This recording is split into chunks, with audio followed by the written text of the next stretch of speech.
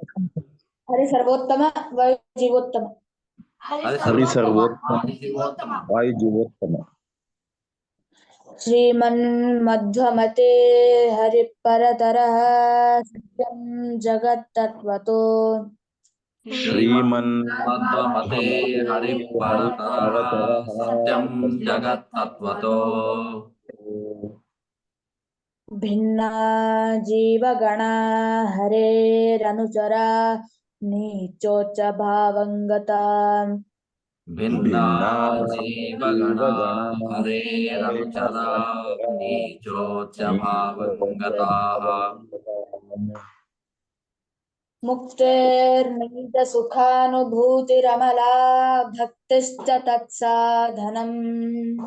मुक्तिर्नैजसुखानुभूतिरमला भक्तिश्च तत्साधनम्।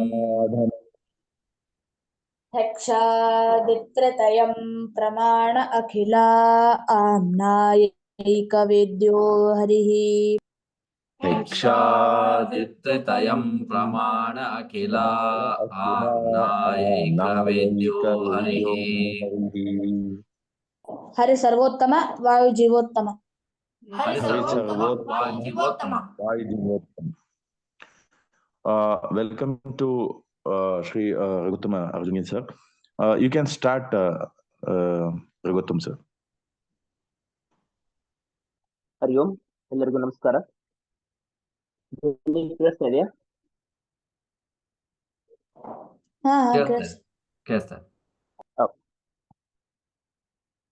Screen ಮೇಲೆ ಕಾಣ್ತಾ ಇರುವಂತಹ ಶ್ಲೋಕ ಶ್ರೀಮನ್ ಮಧ್ವಮತೆ ಹರಿಪರತರಹ.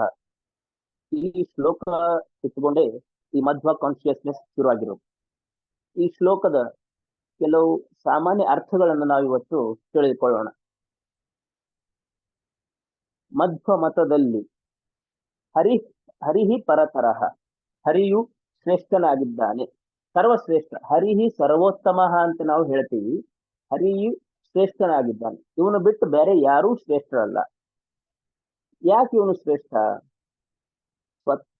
ಬೇರೆ ಬೇರೆ ಮತದಲ್ಲಿ ಬೇರೆ ಬೇರೆ ವೈಚಾರಿಕ ಒಂದು ಸಿದ್ಧಾಂತಗಳನ್ನು ನೋಡಿದಾಗ ಅಲ್ಲೆಲ್ಲ ಕಡೆನೂ ದೇವದೂತರು ದೇವನ ಬಗ್ಗೆ ಹೇಳಿದ್ದಾರೆ. ಆದರೆ ನಮ್ಮಲ್ಲಿ ಸ್ವತಃ ದೇವರೇ ಬಂದು ಹೇಳಿದಾನೆ, ನಾನು ಎಲ್ಲರಿಗಿಂತಲೂ ಉತ್ತಮ. ಎಲ್ಲಿ? ಭಗವದ್ಗೀತೆಯಲ್ಲಿ ಸ್ಕ್ರೀನ್ ಶೇರಿಂಗ್ ಆಪ್ಷನ್ ನನಗಿಲ್ಲ, ದಯವಿಟ್ಟು ಅದನ್ನು ಕೊಡ್ರಿ.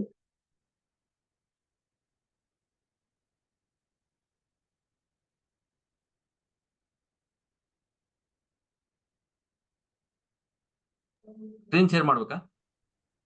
ಎಸ್, ಸರಿ, ನಾನು ಮಾಡ್ತೀನಿ. ಹಾ, ಓಕೆ, ಕೊಡ್ತೀನಿ.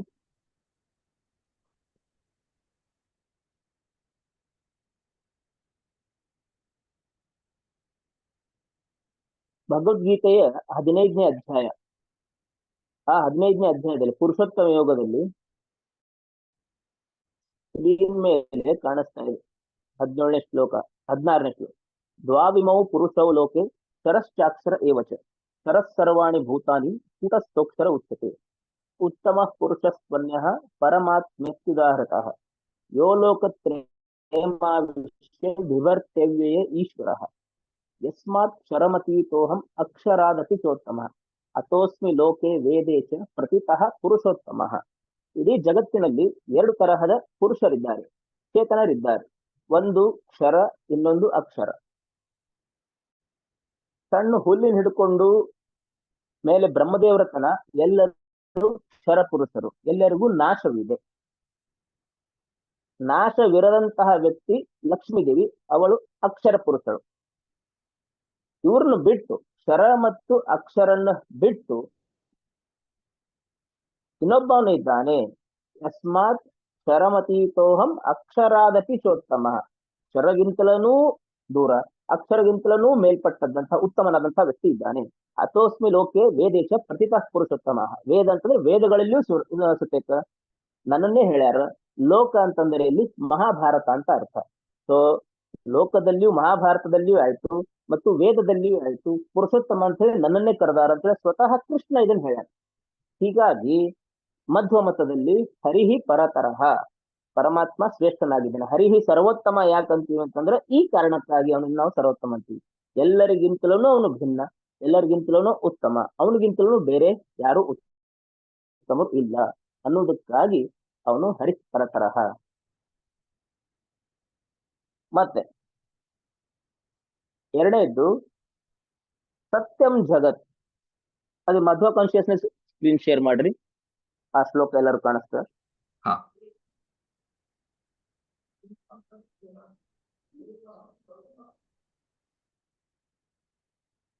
ಸತ್ಯಂ ಜಗತ್, ಈ ಜಗತ್ತು ಸತ್ಯವಾಗಿದೆ. ಈ ಜಗತ್ತು ಸುಳ್ಳು ಅಂತ ಹೇಳೋರ ವಾದಗಳು ಬೇರೆ ಬೇರೆ. ಹೀಗಾಗಿ ಮಧ್ವ ಮತದಲ್ಲಿ ಜಗತ್ತು ಸತ್ಯ ಅಂತ ಹೇಳ್ತಾರೆ. ಇದು ಒಂದು ನಮ್ದು ವಿಚಾರ. ಈ ಜಗತ್ತು ನಮ್ ಕಣ್ಣಿಗೆ ಕಾಣ್ತದೆ, ಕಣ್ಣಿಗೆ ಕಾಣ್ತದ ಅನ್ನೋದಕ್ಕಾಗಿ ಇದು ಸತ್ಯ. ಕೆಲವರು ಕಣ್ಣಿಗೆ ಕಂಡ್ರು ಸುಳ್ಳಂತ ವಾದ ಮಾಡ್ತಾರೆ. ಹೀಗಾಗಿ ಎಲ್ಲರಿಗೂ ಆ ವಾದವನ್ನು ಮುಚ್ಚಾಕ್ಲಿಕ್ಕೆ ಮಧ್ವಾಚಾರ್ಯರು ಈ ಜಗತ್ತು ಸತ್ಯವಾಗಿದೆ, ಪರಮಾತ್ಮ ಎಷ್ಟು ಸತ್ಯನಾಗಿದ್ದಾನೋ ಅಷ್ಟೇ ಸತ್ಯ ಈ ಜಗತ್ತಿದೆ, ಆದ್ರೆ ಈ ಜಗತ್ತು ಅವನ ಕಂಟ್ರೋಲ್ ನಲ್ಲಿ ಇದೆ ಅಷ್ಟೇ. ಭೇದೋ ಭಿನ್ನಾಹ ಜೀವಗಣಾಹ ತತ್ವತೋ ಭೇದ ಅಂತ ಹೇಳಿ ಬರ್ತದೆ. ತತ್ವತೋ ಭೇದ ಅಂತಂದ್ರೆ ಈ ಜಗತ್ತು ಮತ್ತು ದೇವ್ರು ಇಬ್ರು ತಾತ್ವಿಕ ಭೇದ ಇದೆ, ಇಬ್ರು ಒಂದೇ ಅಲ್ಲ. ಕೆಲವ್ರು ಏನ್ ಹೇಳ್ತಾರೆ, ದೇವ್ರೇ ಜಗತ್ತಾಗಿ ಪರಿಣಮಿಸಾನೆ ಅಂತ ಹೇಳ್ತಾರೆ. ಅಂದ್ರೆ ಹೆಂಗೆ, ಉದಾಹರಣೆ, ಈಗ ಮಣ್ಣಿನ ಒಂದು ಮಡಿಕೆ ಇದೆ, ಆ ಮಣ್ಣೆ ಕನ್ವರ್ಟ್ ಆಗಿ ಏನಾಯ್ತು, ಮಡಿಕೆ ಆಯ್ತು. ಹಂಗ ದೇವ್ರೇ ಕನ್ವರ್ಟ್ ಆಗಿ ಜಗತ್ತಾಗಿ ಬಿಟ್ಟಾನೆ ಅಂತ ಹೇಳಿ ಹೇಳ್ತಾರೆ. ಅದು ಕೂಡ ಸುಳ್ಳು.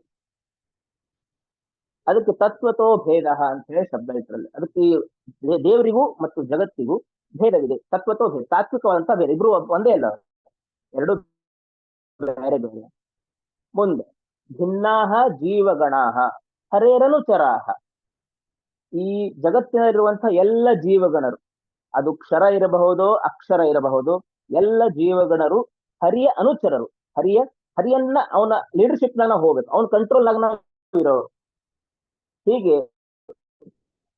ನಮ್ ನಡ್ಬರ್ಕು ನಾವೆಲ್ಲರೂ ಬೇರೆ ಬೇರೆ.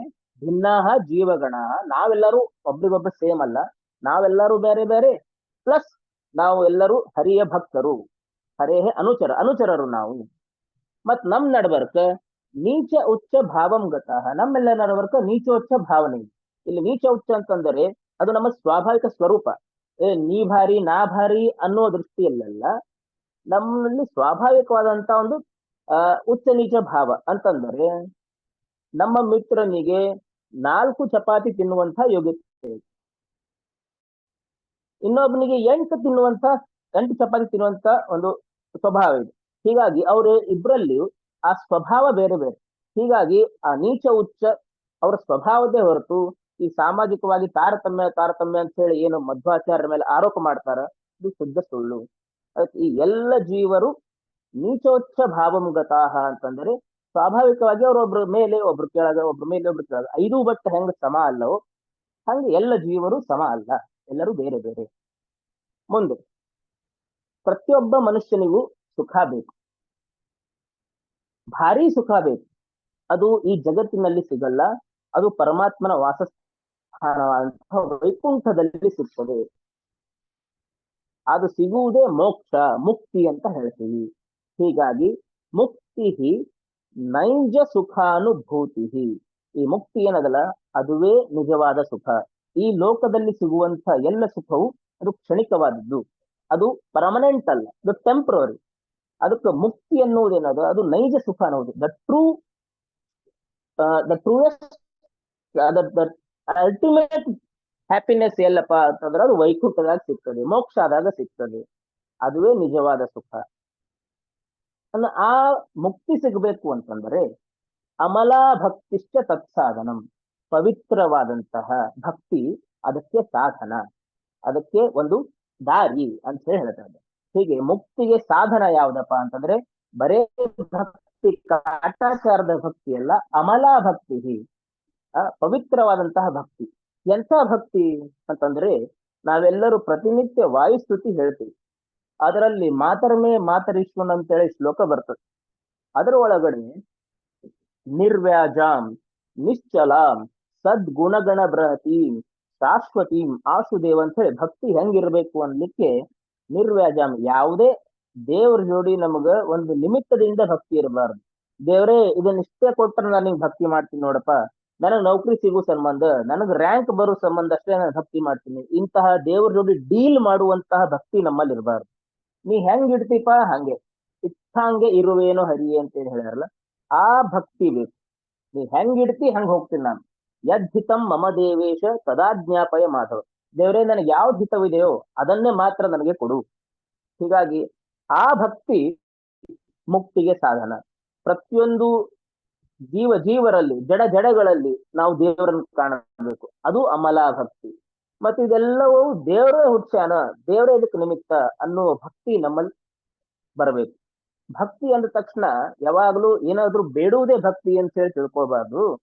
ದೇವ್ರು ನಮ್ಗೆ ಇಲ್ಲಿ ತನ ಏನು ಕೊಟ್ಟಾನಲ್ಲ ಅದಕ್ಕೆ ಅವನಿಗೆ ಥ್ಯಾಂಕ್ಸ್ ಹೇಳುವುದೇ ಭಕ್ತಿ.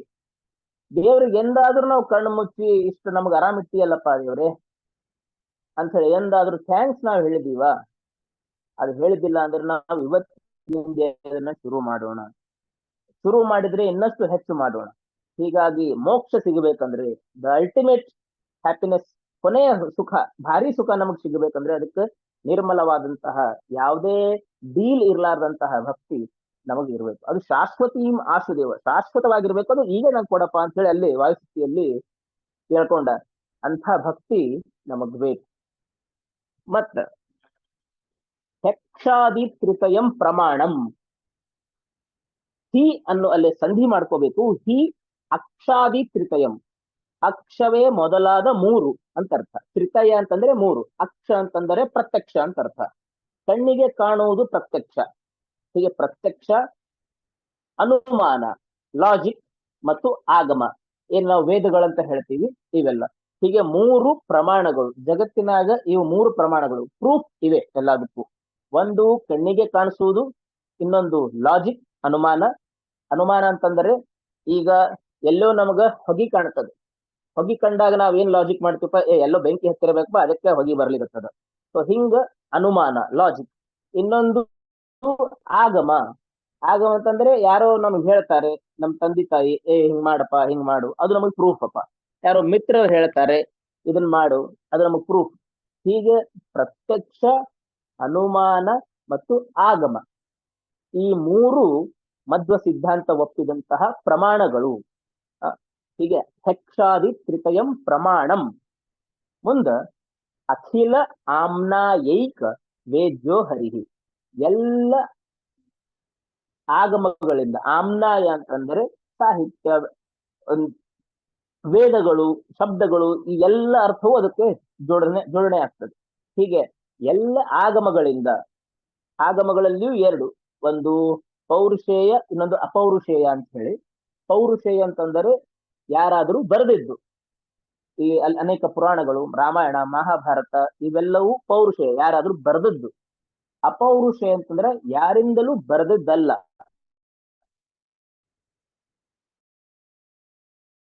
ಅದಕ್ಕೆ ವೇದಗಳಿಗೆ ನಾವು ಅಪೌರುಷೇಯ ಅಂತ ಹೇಳ್ತೀವಿ.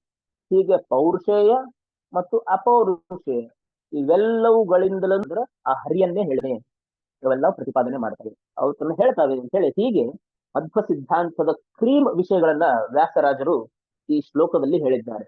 ಈ ಮಧ್ವ ಮತದಲ್ಲಿ ಹರಿಯು ಸರ್ವೋತ್ತಮನು, ಈ ಜಗತ್ತು ಸತ್ಯವಾಗಿದೆ, ಹರಿಗೆ ಮತ್ತು ಜಗತ್ತಿಗೆ ಭೇದವಿದೆ, ಎಲ್ಲ ಜೀವಗಣಗಳು, ಎಲ್ಲ ಜೀವರು ಹರಿ ಅನುಚರರು, ಅವರೆಲ್ಲರಲ್ಲಿಯೂ ನೀಚೋಚ್ಚ ತಾರತಮ್ಯವಿದೆ, ಮುಕ್ತಿಯೇ ನಿಜವಾದ ಸುಖ, ಆ ಮುಕ್ತಿಗೆ ಪವಿತ್ರವಾದ ಭಕ್ತಿಯು ಸಾಧನ. ಪ್ರತ್ಯಕ್ಷ, ಅನುಮಾನ, ಆಗಮ ಇವು ಮೂರು ಪ್ರಮಾಣಗಳು. ಮತ್ತು ಎಲ್ಲ ಆಗಮಗಳಿಂದ ಶ್ರೀಹರಿಯೇ ವೇದ್ಯನಾಗಿದ್ದಾನೆ, ತಿಳಿಯಲ್ಪಡ್ತಾನೆ.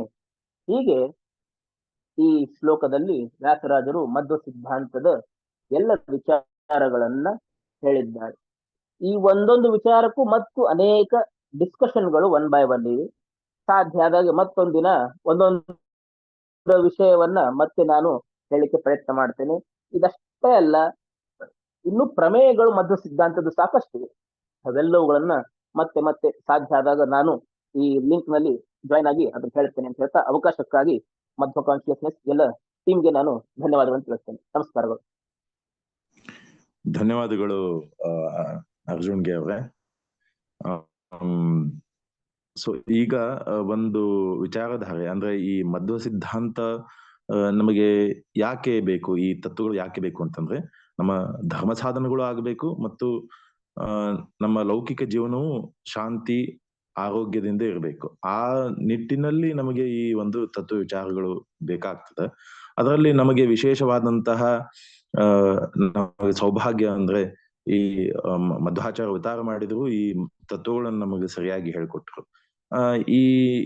ಈ ನಿಟ್ಟಿನಲ್ಲಿ ಮಧ್ವಾಚಾರ್ಯರು ಯಾವ ಆಧಾರದ ಮೇಲೆ ಇವನ್ನು ಹೇಳಿಕೊಟ್ರು ಅಂದ್ರೆ ವೇದವ್ಯಾಸರು ಏನು ಹೇಳ್ಕೊಟ್ರು, ಭಗವಂತ ಅಪೌರುಷಿಯಾದಂತ ವೇದಗಳನ್ನು ಹೇಗೆ ಕೊಟ್ಟಾನ, ಅವನ್ನ ಹೇಗೆ ನಾವು ಇಂಟರ್ಪ್ರಿಟೇಷನ್ ಮಾಡಬೇಕು, ಅದರಿಂದ ನಾವು ನಮ್ಮ ಲೌಕಿಕ ಜೀವನದಲ್ಲಿ ಸುಖ ಶಾಂತಿಗಳನ್ನು ಹೇಗೆ ಮಾಡ್ಕೊಳ್ಬೇಕು, ಮತ್ತೆ ಹೇಗೆ ನಮ್ಮ ಧರ್ಮ ಸಾಧನವನ್ನು ಹೇಗೆ ಮಾಡಬೇಕು, ಇದಕ್ಕೆ ಅನುಕೂಲ ಆಗುವಂಗೆ ನಮ್ಮ ಮಧ್ವಾಚಾರ್ಯರು ಅದನ್ನು ಸರಿಯಾಗಿ ನಮಗೆ ತಿಳಿಸಿಕೊಟ್ಟಿದ್ದಾರೆ. ಇದಕ್ಕೆ ಮೂಲವಾಗಿ ಆಧಾರ ಏನು? ವೇದಗಳು. ಈ ವೇದಗಳನ್ನ ವಿಶೇಷವಾಗಿ ಕಾಪಾಡಿಕೊಂಡು ಬಂದಂತಹ, ಜಗತ್ತಿಗೆ ಪ್ರಚಾರ ಮಾಡಿದಂತಹ ಒಂದು ವಿಶೇಷವಾದಂತಹ ಭೂಮಿ ಇದು ಭರತ ಭೂಮಿ.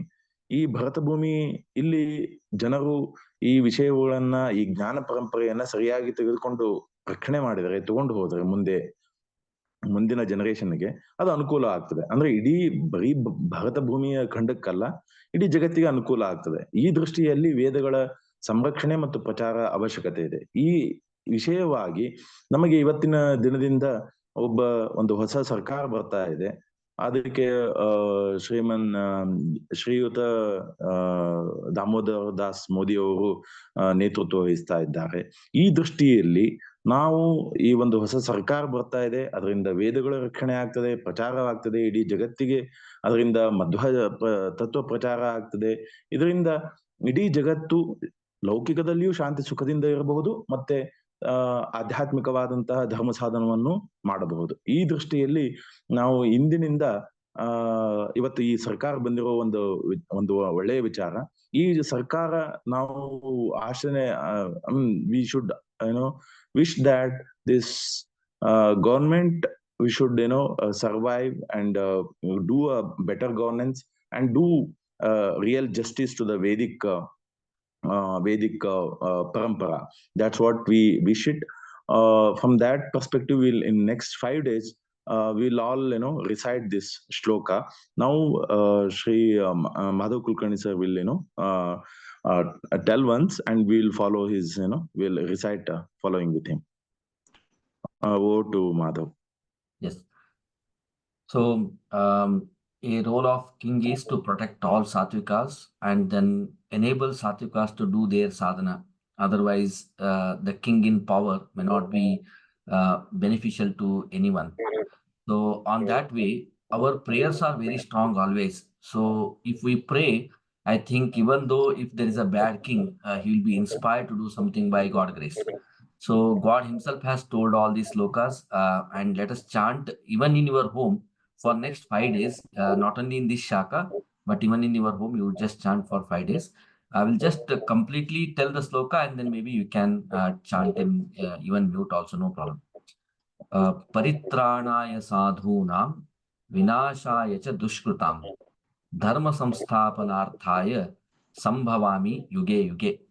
So we want God to grace us every time, at every age of us, to help all the great people on this earth, all Satvikas, to live life, and then remove all wicked people and destroy all the wicked people and even their wicked mindset. So that is the whole purpose. Second one is yada yada hi dharmasya glanir bhavati bharat abhyuthanam adharmasya tadatmanam svrjamyaham. So these both slokas you might have heard multiple times during Mahabharata serial, but chanting these 2 slokas for next 5 days or even 10-15 days is also fine. Just help the entire universe by praying these 2 things in God. Yeah, over to ending prayer. Hari Sarvottama Vayu Jivottama. ಹರಿ ಸರ್ವೋತ್ತಮ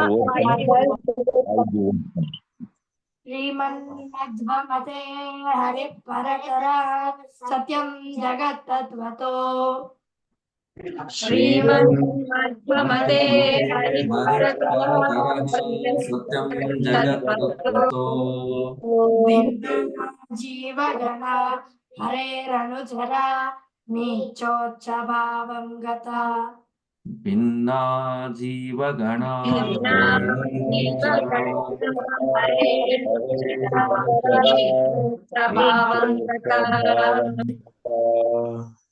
मुक्तेर्नैज सुखानुभूतिरमला भक्तिश्च तत्साधनम् मुक्ते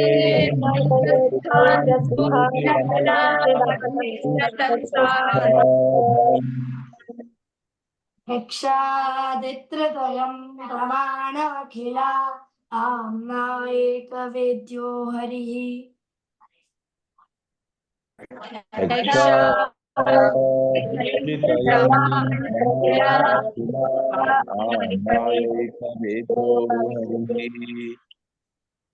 हरि सर्वोत्तम वायु जीवोत्तम